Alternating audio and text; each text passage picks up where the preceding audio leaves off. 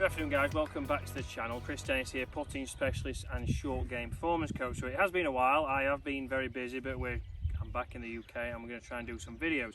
We've got a special celebrity with us today, a local celebrity as well. Did you just say you were busy? Busy man. So we're here at Royal Wortley, so big thanks to Rich for letting us get out here this morning. We've done a couple of videos on James's channel, so head over and watch those. And make sure you watch them as well. Make sure. No, actually, don't bother. Nip it in the bud. Right, so today we're going to do a bit of a new series and we're going to have James on. We're going to potentially have other people on as well. You've got some more, mate? Probably not, to be honest. We're just going to have James just on. Just me. And we'll be looking at risk and reward holes, and again, risk and reward chip shots and different things around the green. So today we've got a hole here at par 4 at Wortley, the 17th, and it's one that we very much, people could drive. You can try and get down as close to the green as possible, especially. I drove this as a youngster. Back in James's day. Back in the day, I drove this. You can hit a driver, you can get down there, and you can be chipping or maybe even putting if you're lucky. But there is 2 bunkers in the middle of the hole. So the other option, which we're going to flip for, is to lay up short, maybe hit an iron off the tee or a 5-wood, lay short of those, and then pitch onto the green, because it is a birdie chance towards the end of the round. So some people might risk it and go for it, but is it worth it? So nice and easy here. I've got a ball marker. I bet it's not a quid. No, it isn't. That's actually true. Got a ball marker from the Trump Aberdeen golf course. It was a cracking round, or 2 rounds. Did you steal that off? And I had a whip round, I had to buy it for Nige, to be fair. I've just not give it Nige. Right, so we're going to flip this coin. So James is going to be the golden side. Yep. And I shall be the green side. So again, we're going to say whoever it lands on is playing the... Let's say they get the choice. Oh, they get the choice. Okay, we'll let them have the choice. Okay, so here we go. So let's flip it. Oh, me? Oh, first victory already. Yep. Gold. Right, so what do you want to go? Do you want to play... I'm going to go with an iron, mate. I'm going to hit a 5 iron off this tee. 5 iron, okay. And I'll go driver. Sound. Here we go. See, I do feel like that works towards your strengths because you hit it a little bit further than me, a couple of yards. Good 30. Couple of yards. So the reason we're doing this, guys, is because we know at your golf courses, more than likely you've got a few holes where you can get really close and you have to look at it and see if it's worthwhile, who's going to make the better score most times. No messing about from James, straight in there. That position A, by the way. Position A, left side of the fairway, hitting into the green and effortless. Oof, I need a ball. Yours is down there. Ah, my ball is there. Okay.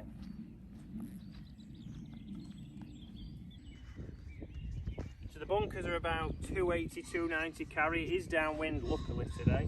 So I've got to give this everything. It might bounce before and jump over. If you're very accurate, there's a gap of about 5 yards. I've thread the needle. Yeah. Right, let's see.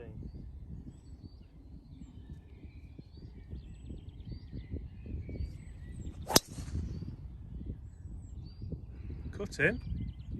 Needs to fly that right hand one. Just before, do you think it's jumped over? Either over or in. I saw it hop. Right, let's have a look. Right, James, we've got yours nicely next to the 150 marker. I actually missed the fairway. This fairway must have moved. I thought it went the other way, but well, it's a bit. That or I pulled it a bit. Well, yeah, I mean it is a bit narrow, but yeah. So you're in the rough, but again, probably 145 because the flag's at the front. Yeah, so it's just a little 9-iron. I could even hit a wedge here, really, but I've not actually got one today, Chris, because I've been taking your kind of mantra on life. So it's going to be a little 9-iron. I think this is enough to get. You should be able to get this within 15-20 feet. What would tour average be from here? Tour average from here is probably around about 30 to 35 feet, which is incredible, because I thought I was being lenient saying 20. People want to hit it to 5 feet all the time, don't they? I mean, from 100 yards on tour, I mean 17 foot was the best on tour, 23 was the average, so 30 feet would be good, but nowhere near any trouble, well, except for that tree. What tree? That tree.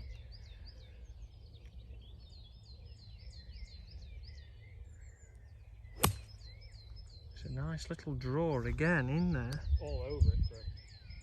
Well, how's that kick right? Ooh, we saw it bounce. Not the best camera work I've ever done, but Not the best. has it ran through or is it all right? No, I think it's all right. Well, let's go see mine. I've never seen a ball kick right there. Rules against you. I know. So I was just saying, do we think it's long? And James has got better mince pies than I have, and Tour average. it's 3 feet. So I have a Robinson average. Well, 6 feet, I think. But 6 feet. 5'9" it is. 5'9". Vertically challenged. Can't say that. Yes, you can. Right, so let's see if I'm in the bunker or over. So, James, what are you thinking? Oh, that's a lovely bush. Let's see, bunker or over? Yeah, it's just crept in. Ah. So, good drive, but... See, immediately now, I've had the advantage, haven't I? Straight away. Even though I had 145 yards and you've got about 60, this is one of the hardest shots in golf. Yeah, so this is a shot that everybody dreads, never mind professionals like ourselves. No. That's what we're calling it. And I do think as well, often people will look at the tee marker, which Chris will put on screen now, at 300 and something yards and think, ooh, chance, driver. Yeah. When realistically, you need to be looking at your driving distance, Chris, around 290. Yep. And here you are. So yeah. I've got to really be lucky, get one to bounce over. If not, I'm in here. And okay, if it was there, probably a much easier shot. Is it though, still, because the flag's at the front? Would you rather just have a full wedge in? You'd have a little bit more control potentially on a fuller shot, but they always say the closer you are to the hole, you should be able to hit it close because you're making less of a motion. But from here, I'm not so sure. Let's see. Doesn't help when your wedge is gleaming in your face. No. Go on. Go on. Probably as good as you could have done, really. Yeah, I'd take that. But again, I've not been able to hit it as close as you. So now it comes down to the flat stick. Interestingly as well, so we talk about driving distance and the amount of times I've played this hole growing up here, trying to hit driver, hybrid, 3-wood, every club you could think of, apart from what I've just hit there, 5-iron. The amount of times I've messed this hole up, the amount of times I've gone in these bunkers, I've gone in those rhododendron bushes, I've blazed it over the 18th tee, and then I've just hit a 5-iron and a 9-iron to looking closer and closer every time, isn't it? You're learning in your old age. So not quite the 3 feet we thought you were, Jim. No, but I must say, that was, if that was kept going, it was going to go in, because it was on the perfect line. So let's do We'll look at the positives. correct. Is that in your way? No.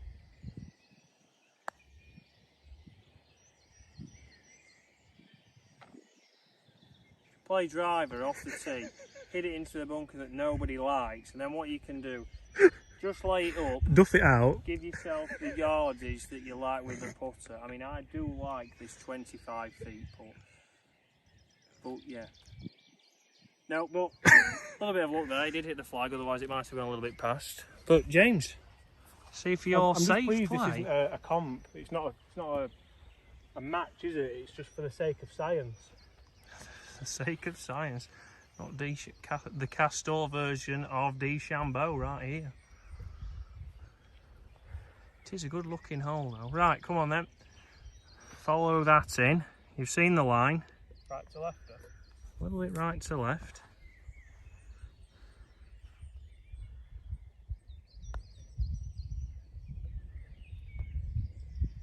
So, I'm having that. yeah, I know, it's just resting on my ball. I'll give him that. So, 2 birdies.